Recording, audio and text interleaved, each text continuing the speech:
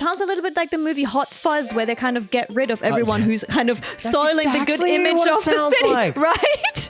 That means we are going to definitely do that. No! Shiori, you are fired. Welcome, podcast kittens. It's Cathy Cat. And Ladybeard coming at you with another door sliding installment of Cat with Beard. How are you, my dear? What is door sliding? Well, I need an adjective, and just straight in front of me, there's a sliding door, so it's a door sliding episode of Cat with all right, Beard. I thought you were like, going down the hill on a sliding door instead of a sleigh kind of thing. Yeah, that's Something like that. what I was going with. You're going down the hill on a door, because you didn't find anything else. You could do that in GTA 5. If you drive a car to the top of the mountains, you could shoot the door off it, and then you could door surf down the mountains. Huh. A new fact that we didn't know. Today's episode of Cat with Beard is eerie. Not just scary, but also eerie and real horror as well. There is fictional horror and also a bit of real horror. I got a feeling it doesn't need to be this eerie. I got a feeling Shiori deliberately steered this in an eerie direction just because that's her jam. I mean, it seems like Shiori is a big fan of horror. Shiori loves horror. And we're both not. So we're probably going to be scared while trying to present this podcast to you guys. I'm a scaredy cat little sissy baby about all things horror or supernatural oriented. Which is so unexpected. Like, literally, you go down the street and Ladybeard can hold his own. Mm-hmm. But that fact that you don't like ghosts makes it actually interesting. It's like that yappemoe. Yeah. It's like the unexpected nice perk. That's why, because I've spent my entire life learning how to defend myself against an aggressive human. But if there's an aggressive ghost... What you gonna do? Yeah, what you gonna do? If an aggressive ghost attacks my mother, how do I stop her? I don't know. I have no idea. Get out of here, ghost. What am I going to do? Best thing is just not to get cursed and not go to abandoned villages, We're talking about abandoned villages today. Now, interestingly, it's just part of society in Japan, just abandoned villages. There's just villages. There's not enough people. The population's shrinking. So you have empty houses left and right. And more than you guys might think, there are currently about 10,000 abandoned or extinct villages and hamlets throughout Japan. And that's not just it. It's reported that there will expected to be 63,237 villages scheduled to disappear in the future. Very specific number, by the way. So think about it. That's not a number of houses. That's a number of villages. Villages. So you can have, how many houses can be in a village? Like 100? More? Depends on. Could be depending on which area. Of abandoned houses, eh?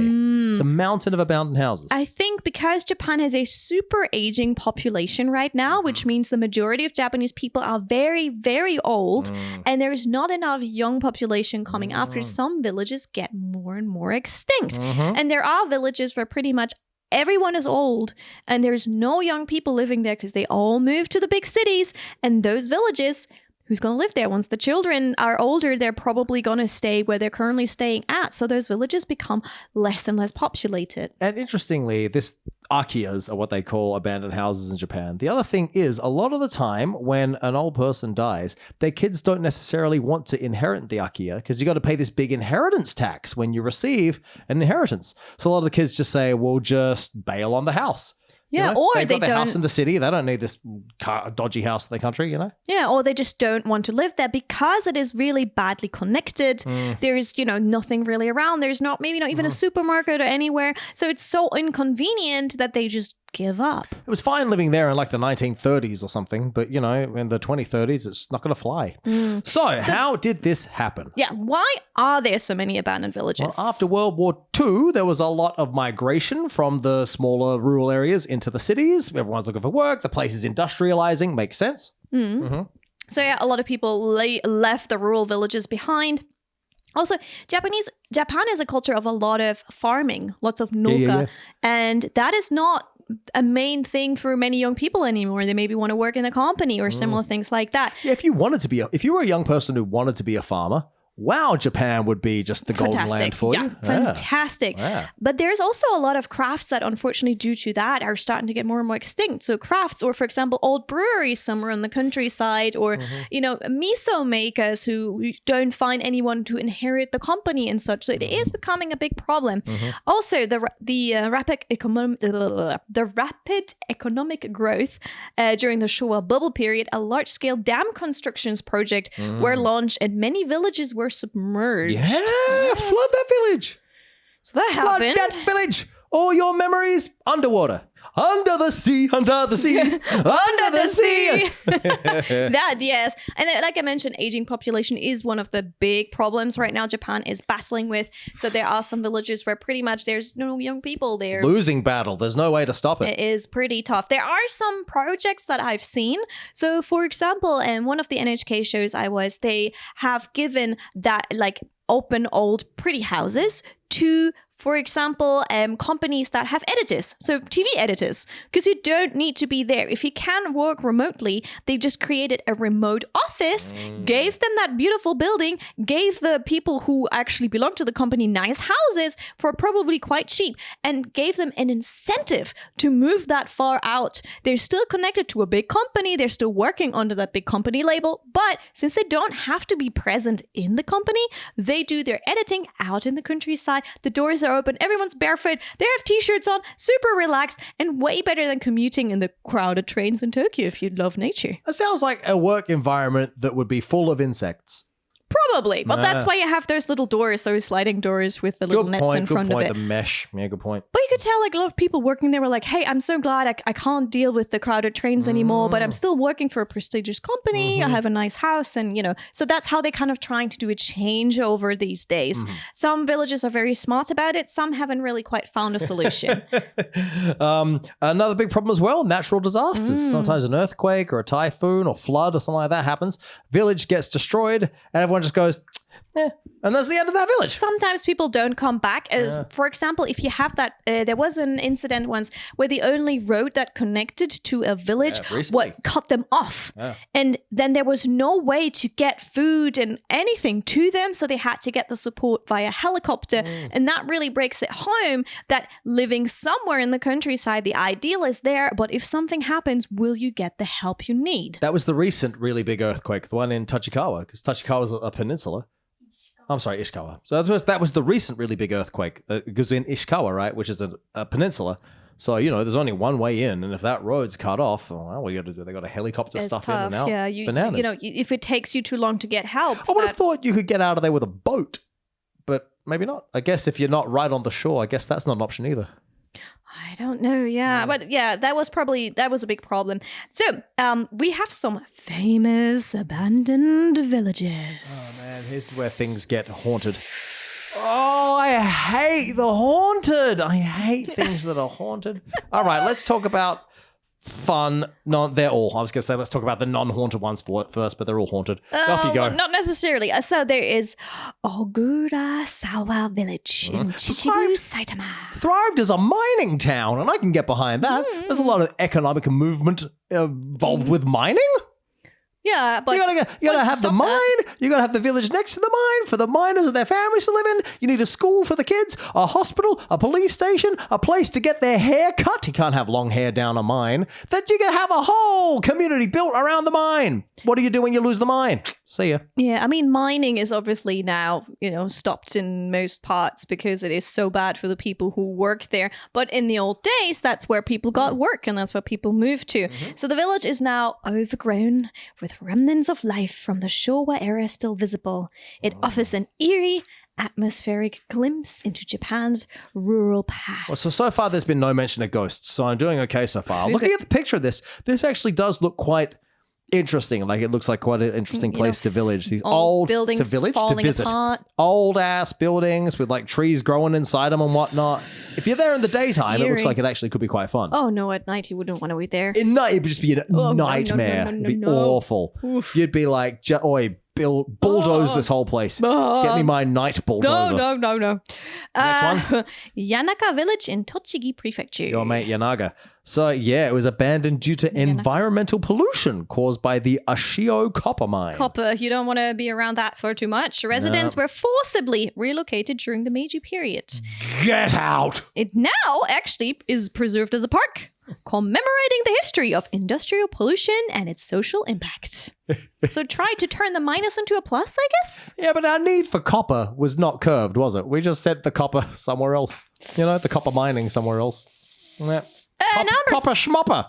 Number 3, Hachijo Kojima. That's Tokyo. This one surprises me. Don't forget, a lot of people forget that. Tokyo is not just the big city, you know. Tokyo has outskirts that are very rural. So some people might say, I live in Tokyo, and they're actually further away than someone who lives in Chiba or Kanagawa or Saitama or something because it's very rural and they have bad connection there. It's like New York. Like New York is the city and also the state. So you'd be from upstate New York, from Albany or something. But, you know, people would always assume the city. Tokyo is the same. It's a whole damn thing. There are areas who are very, very not populated, such as Hachijo Kojima. Yeah, so it's a little island off the coast of Hachijojima, inhabited until the 1950s. 1950s, that's a while ago, guys. And economic difficulties and isolation led residents to relocate to the mainland. And the ruins of homes and infrastructure remain, giving you a haunting sense of the past. The 50s, you reckon? All right, so that's a while ago. Doo-bop dancing and whatnot, and you know, Buddy Holly. Maybe things the like ghosts are doing the doo-bop dancing the there doo-bop, at night. playing the piano. So how abandoned village shape manga and anime themes? Here we go. This is where it gets more creepy. Don't like it. Get us out here. Okay, your podcast presenters are getting more and more creeped out right now. Maybe I'll write my own anime or manga, and it's called Ghost Gym. And it's about a bunch of bodybuilders who move to an abandoned village because they're like, yeah, we'll be able to get all this clean country food. This will be awesome, perfect for our training to prepare for competition. But it turns out the gym is haunted. Ghost Gym! Coming to cinemas 2025! Sounds like a fun story. Ghost Sounds like a comedy. Gym. They'll be like lifting weights and they hear the weight racks like, raw chunk, raw chunk, raw chunk. They turn around, look at the cable. There's no one there. Ghost Gym! And it's all those buff dudes who get extremely scared. Yeah, exactly. That'd be actually really funny. I think we just actually came up with a great idea. Yeah. I might write Ghost Gym. I'll get ChatGPT to write Ghost Gym. Yeah, get a for me ghost after writer this. to write the Ghost Gym story. There you go. Let's get back to this. Sorry, I totally distracted us. Back to this. So, because of the large number of abandoned villages, remember, 10,000, they're often subject to anime novels and manga. Ah, that's correct. And generally, as you guys will have guessed, ghost stories and the supernatural are common themes. Oh, yeah, well, you need to have something happen in your story, don't you? So if you're in an abandoned village, there's not much human action going on, so you got to bring in a ghost. All right. So the rituals and legends associated with an old village add depth and mystery. They also symbolize spiritual activity in the Shinto beliefs. Here we have talked about religion before, and the sense of anxiety and isolation by that closed environment of an abandoned village is utilized as a major element of fear. So we got some examples here. Example number 1, the video game Siren. Siren! Looks terrifying. It's in a fictional village this time. The village is called Hanyuda. May as well be a real one, though. No one knows the names of these tiny little villages. May as well be real, right? Terrifying. The story revolves around a cursed ritual transforming the villagers into undead creatures called shibito. If they're undead, that's less scary to me because they have a physical form, you know? Like with a zombie, you take off its head and now you're safe. You know what I'm saying? Yeah, I mean, in a way, apparently they just can't die. They just can't die. They die and then they never die again. They're just constantly around. Leave me alone with your haunting. All right, so the game emphasizes the fear of isolation and the eerie atmosphere of a village cut off from the outside world. Again, we're there. And water-related elements, including dams, appear symbolically. A real-life trend of urban dwellers moving back to abandoned areas. We spoke about previously how water equals ghost in Japan. Yeah, water is usually used as a connection a lot to the spirit world and such, which actually leads us very well into Fatal Frame, which I've played. That's a very famous gaming show. You might have actually played Fatal Frame. It's been around. There's 5 different titles of Fatal Frame. Each one of them is absolutely horrifying, and it is like, I think very great Japanese horror because it always has a lot of cultural elements in it. Religion, rituals, abandoned villages and such. I played the Maiden of Black Water, which is the latest one that was released as number 5, where again it's like an abandoned shrine up in the mountains and water kind of connects them to the spirit world. And there's one that actually really focuses on abandoned villages. That's number 3, All Gods Village of Fatal Frame. And that's, it's an abandoned place haunted by spirits. They're twin sisters who go into that ghost village and uncover the history of the rituals. There's generally some sort of rituals in there. Plus, they're twins as well, so there are 2 of them and they look the same. So already it's reminiscent of The Shining. Already I'm like, twins and isolated places. The game masterfully builds tension through the abandoned village's quiet, unsettling environment where the lingering presence of past tragedies create a haunting atmosphere. They do that really well in Fatal Frame games. All the ones I've seen or played, they're doing that really well. I must say, the first time I went to an old shrine, I was terrified just because my first image I've had of like old buildings and old shrines was from Fatal Frame, because they recreate that so smart that it becomes just very eerie. Very eerie. Oh, I forgot what I was going to say. Oh, no, that's right. If I go to one of these abandoned villages, I'm going in there with a boombox just playing death metal. So just that silence is broken from the first moment I arrive. I'm like, I ain't putting up with this silence. I'm going to let these ghosts thrive with their silence and their water. Damn it. There is also a film called Inunakimura. Oh. We have mentioned that village that is a real village that exists in Japan in episode 21 that supposedly exists, actually. That's a fictionalized version of the Inunaki village, which is based on a real-life urban legend surrounding the old Inunaki tunnel in Fukuoka Prefecture. So there was a tunnel that led to the village. Apparently is in the end of the tunnel, there's a sign up saying the Constitution of Japan no longer applies once you enter this village, which is basically to say a bunch of inbred mutants live there and they're going to murder and eat you the second you go into their village. Something like that. If you see that sign, turn back. Apparently there's a YouTube channel. They flew a drone in there and checked it all out. There were at least 16 mutants spotted in the first 30 seconds. Really? I'm making things up. Oh, right. But just what else would there be in a village like that? It must be a mutant community. It just sounds like very terrifying. It's like the village... hills have eyes. So this village is portrayed as an abandoned and cursed place, steeped in supernatural lore. The plot of that movie, obviously there has to be a group of characters who venture into the village, because why would you do that if you're sane? Why wouldn't you? Why? I can give you more reasons for not. Tanaka-san said don't go in there. Whatever, Tanaka-san, I'm a badass. So where they confront haunting spirits and uncover disturbing truths about the village's dark history. The exploration of the village serves as a catalyst for the supernatural horrors that then unfold. There's a lot of uncovering things in all of those horror stories where you kind of go back to history and things that used to happen there that kind of linger. There's a lot of that in those abandoned villages. What would be like the worst in going into one of those buildings? I think for me, it would be like going into one of those buildings and suddenly a radio turns on or a TV turns on. Like electrical items that are not supposed to be turned on because there's no electricity turning on freaks me out massively. Just imagine this old building and you're like, oh, everything is, neglected, and suddenly the radio turns on. Oh my God, I'd be out there so fast. I think it'd be, you're ready to go to bed, all the lights are turned off, and then you hear doors opening and closing. Oh God. Can you imagine? Oh my God. Can you imagine doors and like cupboards and things opening and closing? Shots? Yeah, I mean, now I'm really interested in putting you in a abandoned haunted house and stay overnight, making it as a live streaming from Ladybeard. No. Ladybeard from haunted house. No. Why would you want to do that to us? No. Why? What have we done to make you hate us like this? Nope. I think that would be great content that I am not going to make.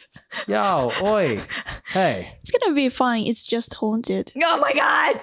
No, thank you. I don't want it to follow me home. Oi, do the ghosts still come out? Stay away. Do the ghosts Not still come out in the welcome. daytime? Like if we survive the night, are we okay? Have you ever watched the movie Grudge? Oh God, I'm no! sure They I followed have, you yeah. home, and they will just be. They follow you home? They follow you home? The grudge follows you home. The moment you've been in that house, it follows you home. Dude, leave me alone, ghosts. Oh, What gosh, are you, no. Wait, freaking... What did I do to offend the spirits so much? In the grudge is just entering that house. Oh. But you know what's really unfair? In one of the Grudge movies, before they entered the house, they already got the grudge, as if the ghost knew they were going to go. Well, that anyways. ghost is just a douche, isn't he? This is not even fair. What happens about choices? You can choose not to do an episode of Cat with Beard in an abandoned house. Yeah, Shells, we're 100% not going to an Staying away abandoned there, house. I'm gonna- I love my non-cursed status a lot. That means we are going to definitely do that. No! Shiori, you are fired. You're instantly fired, my friend. I think you need her too much to do that, but we're not gonna have that episode. It ain't gonna I happen. think we should turn this to more wholesome content now, because I am literally sweating because I'm terrified. There are wholesome stories about abandoned village. Let's talk about those. Sunshine, lollipops, rainbows, cute little cats. Cute cats. Dear. Well, let's make a pact to never go to an abandoned village. Let's not go. Thank you. That's not going to be an episode of Cat with Beard. Nah, that'll call. Let's not that'll just do be called that. Cat Ooh. because I ain't going. Yeah, no thanks. So generally, the abandoned village symbolizes that disconnect from society, but also isolation, because you're somewhere in the countryside. You can't get help quickly enough. And it's just a reminder of the dangers associated with venturing into the forgotten places. And your curiosity of those characters can lead to horrifying discoveries and consequences. Oh, I hate consequences. Oh, really?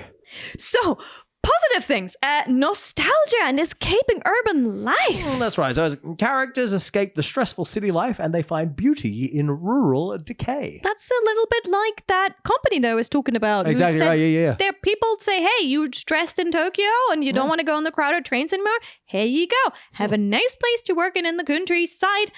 Shoes off, t-shirts on, and have a nice home for your family. That's a positive way of taking abandoned villages, I guess. Not a single escalator for 10 miles around. It's not a bad thing. Walk your legs. Walk And up that hill. And this reflects the real life trend of urban dwellers moving back to abandoned areas in the countryside. Because that's actually starting to happen a lot. Everyone's like, nuts to this city dwelling, I'm going back to the village. Nah. Yeah, it's just like kind of that. I mean, a lot of people, I see that a lot with some people who work really hard in Tokyo. They really work those crazy hour weeks, and then they get so burned out that they're like, you know what, been there, done that. Now let me move to the countryside and just farm because I am done. Fair enough. A lot of Japanese people do that. So I mean, if you've earned enough money that you can get rid of this job, then sure, go farm it up. Go have that rural relaxing life. There is a anime and manga that targets that, which is Natsume's Book of Friends. So this takes place in a rural area where many episodes explore abandoned or deserted places rich in history and folklore. And the story follows a high school kid named Natsume who can see spirits.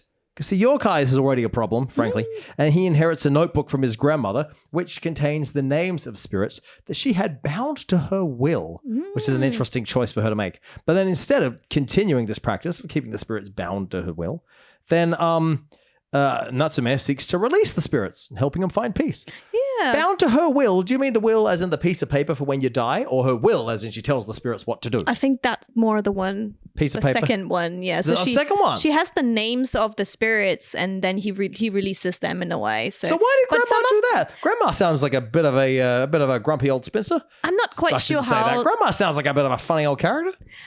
I haven't really watched that show, but I think I remember one shot where it was pretty much she bound them to their name and she asked their name and they kind of became friends, but then she died. So the ghosts got lonely and they're like, well, where are you? And they get angry and, because they're like, where are you? You're supposed to hang out. Yeah. Oh, that's pretty selfish.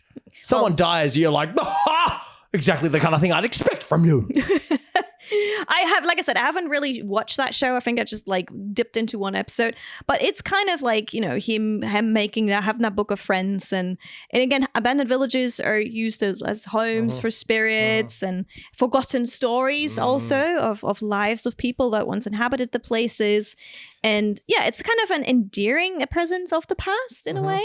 Natsume's interactions with the spirits highlight the enduring presence of the past. Also, the act of helping the spirits is akin to revitalizing the memories of these abandoned places. And Natsume's journey symbolizes the importance of acknowledging and honoring the past, which is often reflected in the atmosphere of rural abandoned settings. So that it turns out towards more positive and less creepy, I guess, in a way. So That's nice. That sounds very wholesome, and that's a really long show that actually has like a lot of episodes, I think, as far as I remember. I think the worst part about an abandoned place is the nighttime and just the silence at 5 p.m. Do you know what I'm saying?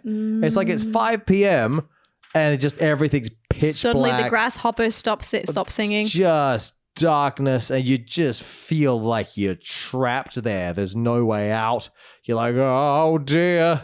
I mean, there's recently been a trend with foreigners of buying akiya, of empty houses, and people are almost idealizing it to a certain degree of like, I got this big house for barely anything. Now I'm doing an upgrade, YouTube content, yay!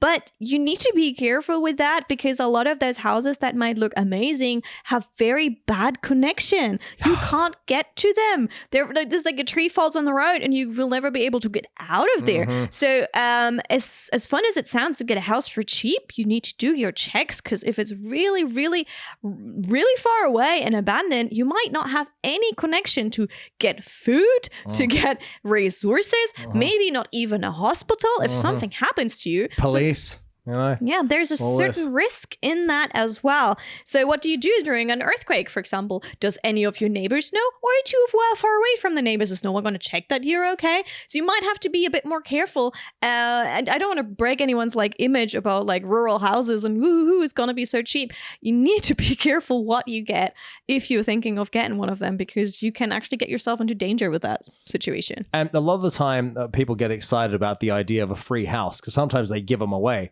As the government, the place is abandoned, they'll give it to you as long as you agree to do the place up. But no one thinks about the cost of the renovation, especially in such an isolated location. You got to get workers and materials out there. So it ends up being more expensive than just buying a house in the city, right? And if you're unlucky, that house is haunted. Then that would really be you awful. spend all that time on something. Let me tell you this as well. This is awful. I was watching a video recently from an American guy who moved to the village. And he was talking about how you have to know the village politics and you have to follow the village rules. Do you know about this? No. These small rural villages, it doesn't happen close to the cities, but once you get to the rural villages, there'll be like a guy who's sort of like the mayor, the unofficial mayor of the city, Mr. Tanaka, whoever he is. And then what'll happen is you're expected to put in work for the village. And no one really tells you this until it's too late. So Mr. Tanaka will turn up at 7 a.m. on a Sunday and be like, hey, we're going to go sweep off the highway entering the village. So when you guys finish breakfast at 9 a.m., I expect to see you down at the highway. So see you there. It doesn't matter what you've got planned. Doesn't matter what's going on. You need to do these things, putting in work for the village. And if you don't, it's just awful. Like this guy was telling stories about how like the children, if you say, well, no, I'm sorry, I can't, I've got plans today, I can't, X, Y, Z, then your children at the local school will start getting bullied. Your wife will get like excommunicated from the local women. And he said there was one extreme case when this happened. The family was like, why is everyone suddenly so unfriendly to us? They couldn't work out what was going on.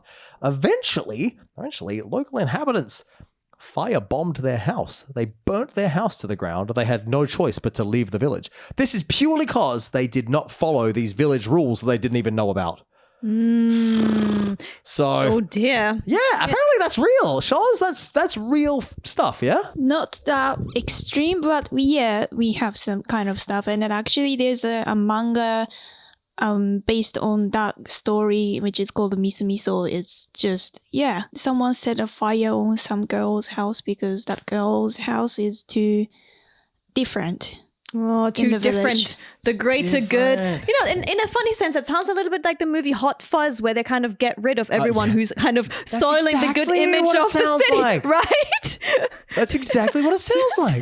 Literally, you cannot bring down the good image of the city and not be a part of Yeah. it. Therefore, we're gonna exclude you from our village. So yeah, again, if you think an Akiya and deserted house in Japan is the dream, just be careful. There's a lot of things in the supernatural and natural world that might actually cause trouble for you. Yeah, and talk to if there's any other foreigners there, talk to them first about the experience, because you don't want to this kind of thing when surprise you're now shackled to these funny rules you never knew about before. Like you want to know about that before you move in, right? Do your research properly and also see, are you actually well connected? How long does it take you to get to any kind of food, shelter, emergency, police, hospital, all of that? And things like, do you love insects? There's insects galore. Even when you just go to Chiba, you're still essentially in the city and there's just insects everywhere. Japanese insects are gigantic. I've seen probably like those huge spiders they have in Mie Prefecture. They're bigger than my hand, really long legs.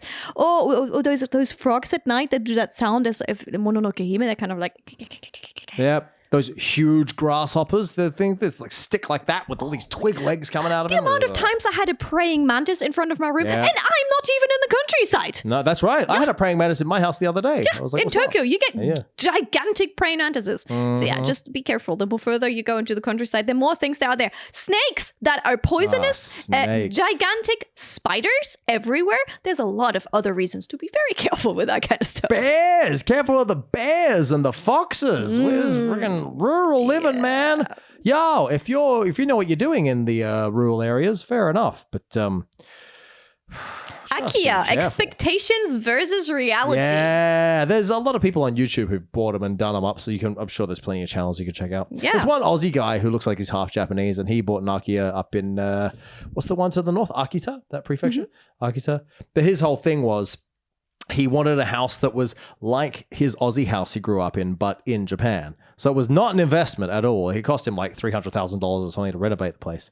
But he specifically wanted like a backyard for his kids to play cricket in and this kind of thing. And it worked out for him. It seems to have worked out well for him. It took ages. It was like 2-year-long renovation because I think he did it all himself. So he's there chopping the wood and like putting things up and stuff. But, So he for seemed to some really people enjoy it it. works out. For some people it doesn't. So think be it's- just careful. Yeah. If you're a handy person, you're like a bit of a fixer-upper, then that could be the go. Unless there's a ghost in there, then stay away. Oh, dude, I hate ghosts. Just stay away from all the ghosts. Bring your garlic. Bring your essence of Salt. silver. Bring your Salt. sunlight in a jar.